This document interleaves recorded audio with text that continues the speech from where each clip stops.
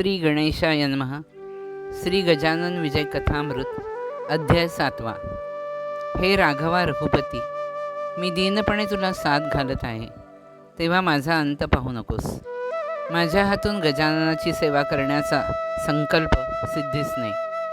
खामगावचा एक विप्र काशीनाथ गर्दे हा महाराजांचे दर्शनास शेगावात आला.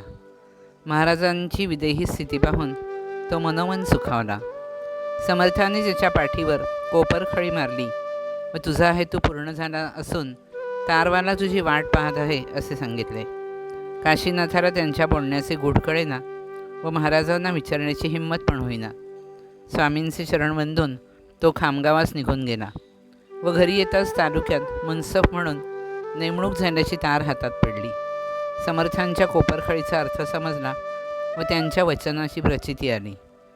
एकदा गोपाळापुटी महाराजांना आग्रह करून नागपुरात त्याच्या घरी घेऊन गेला. भव्य स्वागत झाले व नित्य नवा पाहुणचार होऊ लागला.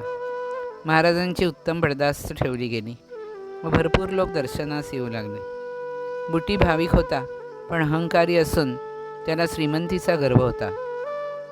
ते स्वामींना रुचेना व ते अस्वस्थ झाले. इकडे गजानना वाचून शेगाव ओस पडले व सर्वांनी हरिपाटलास स्वामींना परत आणण्यासाठी नागपुरात पाठवले.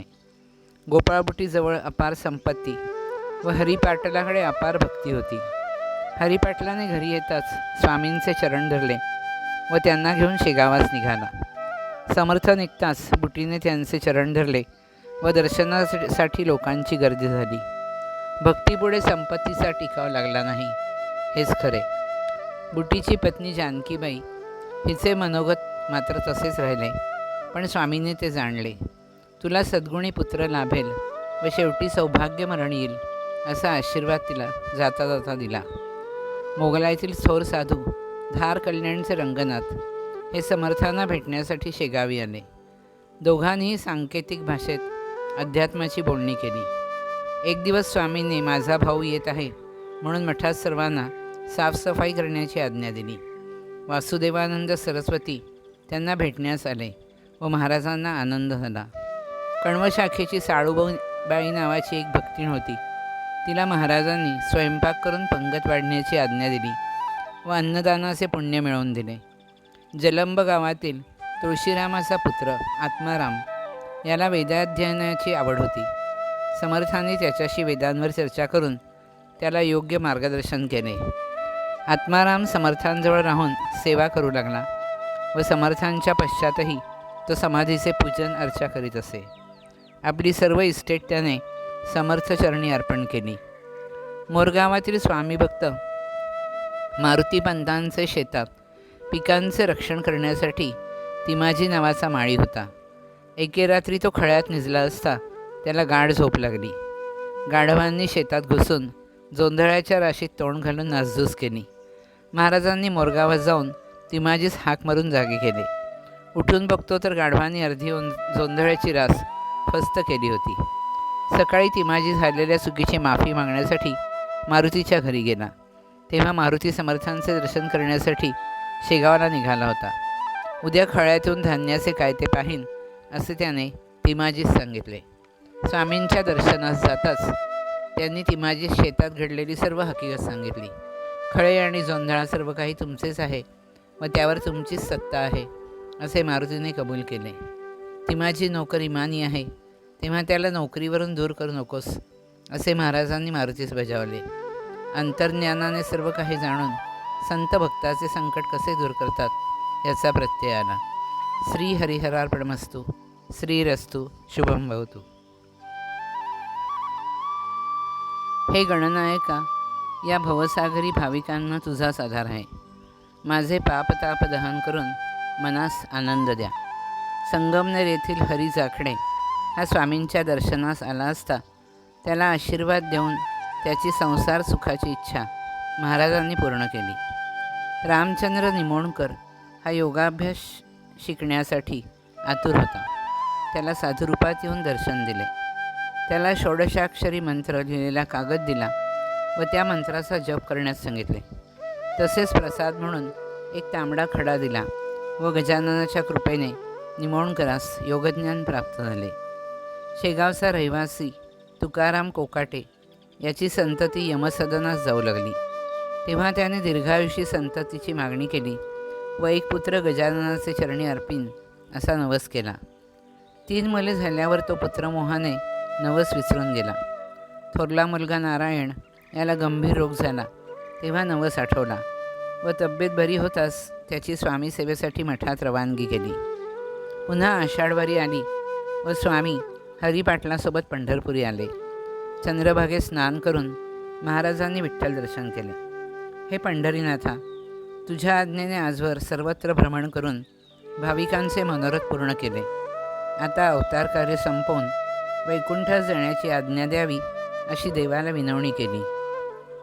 आता विठ्ठलाची पुन्हा भेट होणार नाही असे मनात येताच महाराजांच्या डोळ्यातून अश्रू वाहू लागले.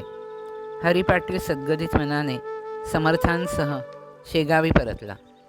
पंढरीचे मौंदे केले व पुढे श्रावणमासी समर्थांच्या देहाला क्षीणता आली. भाद्रपद शुद्ध पंचमीला त्यांनी योगमार्गाने प्राण रोधला व स्वामी समाधिस्थ झाले. ही वार्ता पंचक्रोशीत पसरली व भाविक भक्त अंतिम दर्शन घेण्यासाठी धावत आले. रथ सजवून त्यावर योगीराजांना बसवले व वाजत गाजत मिरवणूक निघाली. समाधीच्या जागेवर महाराजांना बसवून रुद्राभिषेक केला. पंचोपचारे पूजा व आरती केली. सर्वांनी अंतिम दर्शन घेतले व जय स्वामी गजानन असा गजर करीत शिळा लावून समाधीस्थान बंद केले. महाराज अनंतात विलीन झाले व 10 दिवस समाराधना चालली. समाधीस्थानास वंदन करून व प्रसाद घेऊन लोक घरी परतले. समाधी सोहळा झाला तरी महाराज चैतन्य रूपात अजूनही तिथे वास करतात. साधकांना हात देऊन प्रपंच व परमार्थात मार्ग दाखवतात. रायली कंपनीचा एजंट गणपत काठोडे हा समर्थांचा भक्त होता. विजयादशमीला समाधीवर अभिषेक व पूजा करून ब्राह्मण भोजन देण्याची त्याची इच्छा होती.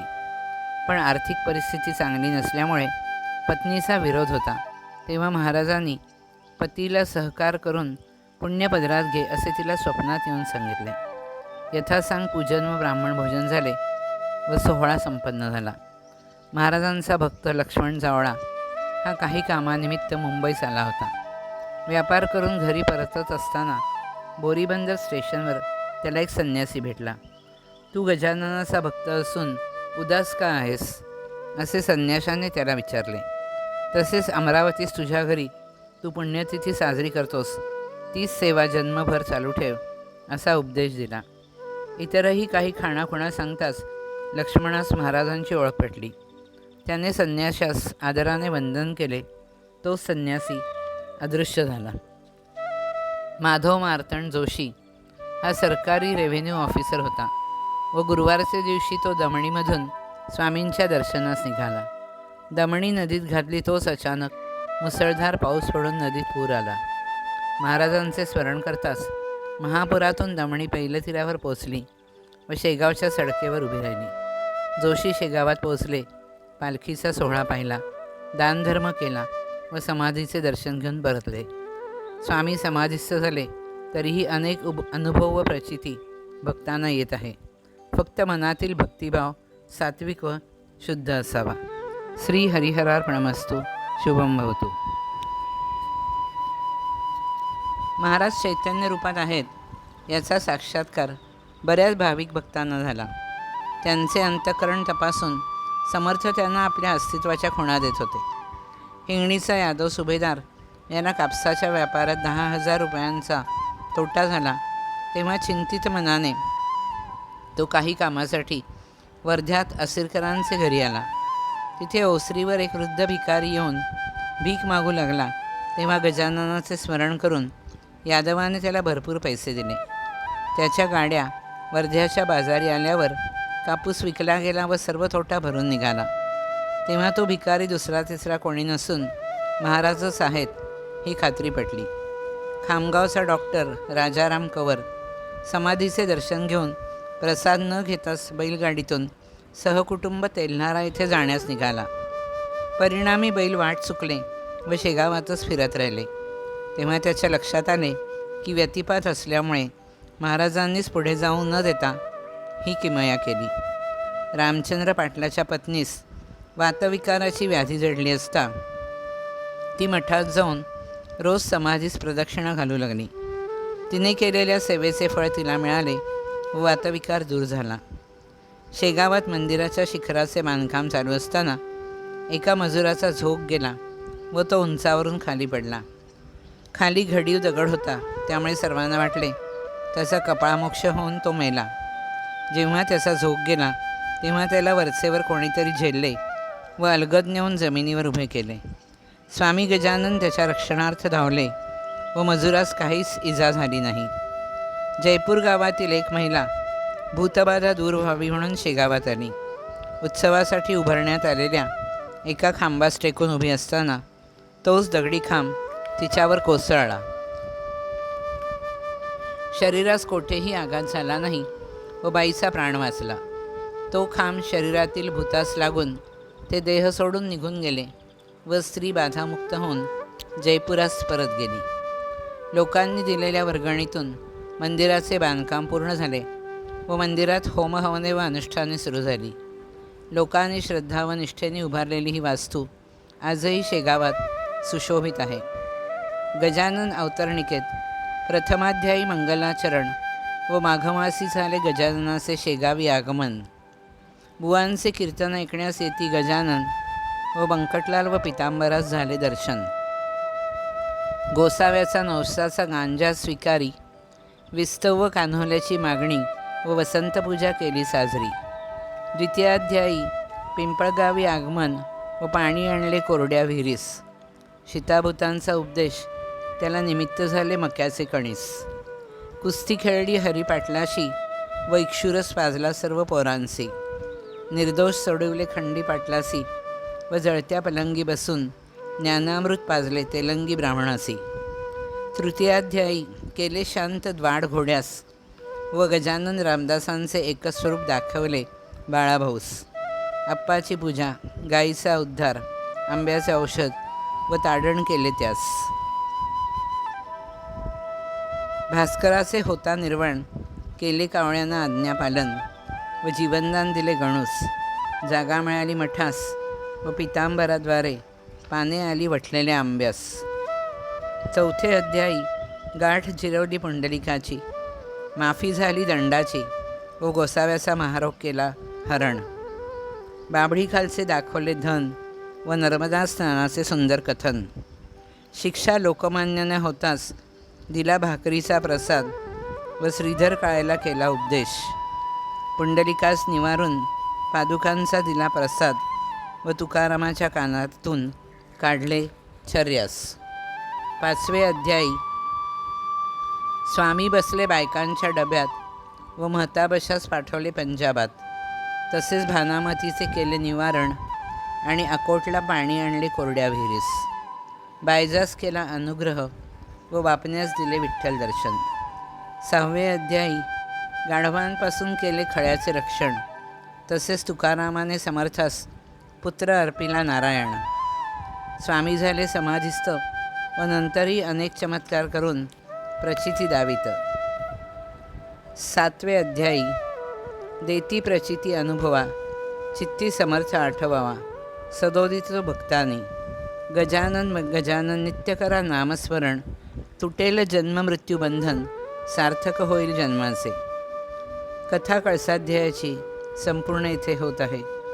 श्री गजाननार्पणमस्तु. श्रीरस्तु. शुभम भवतु.